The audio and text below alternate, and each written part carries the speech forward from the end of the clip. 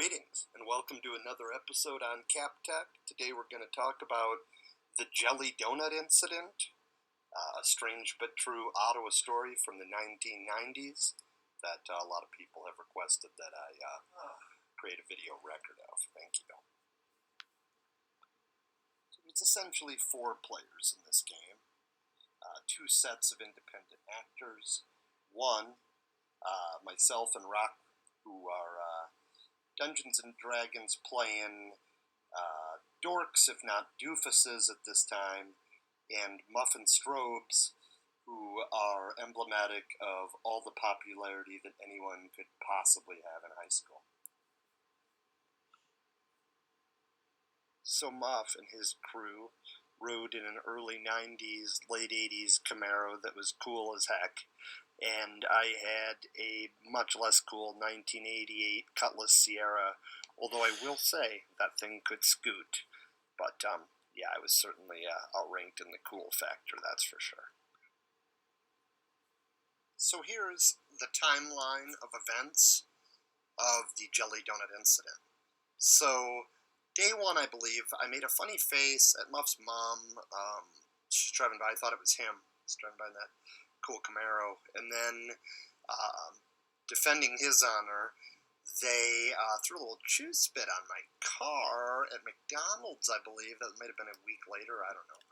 A week after that, Rock and I debate on what would be a proportional response and somehow decide on the Jelly Donut, which we purchased at Dunkin' Donuts. Rock, this is then fast forward a couple hours, Rock, defending his own friend's honor, takes revenge against the Camaro using a previously unknown weapon, a Jelly Donut. An epic chase scene ensues. Perhaps I had the fastest 1988 Oldsmobile in the world, and was able to put some distance in between us and the Camaro. Eventually, though, they caught up with Rockford. He slimming through the darn donut. After being cornered and outnumbered, he refused to clean very heroically the 2-week-old Jelly Donut from the Camaro. So I hope he feels good about that, but I will explain why it doesn't do me any darn good on the next slide.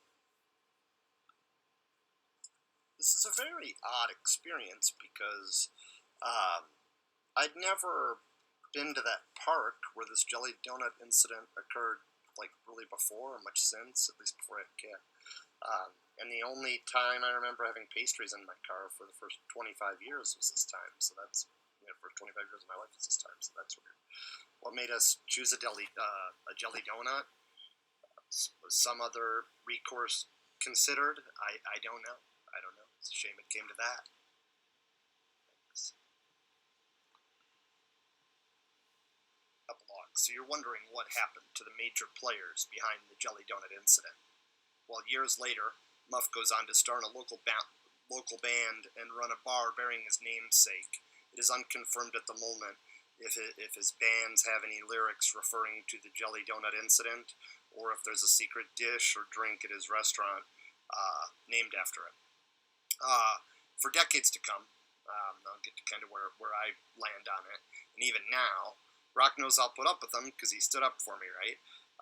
But not only am I now forced to hear about the Jelly Donut incident pretty much for the rest of my life, I guess, I now absorb a wide assortment of Rock ramblings, ranging from women, of course, to Dyson spheres, to the advantages of taping butterfly knives over your doors and light switches. I mean, I kind of got hosed from the Jelly Donut incident, but that's it. Here's your video, Rock.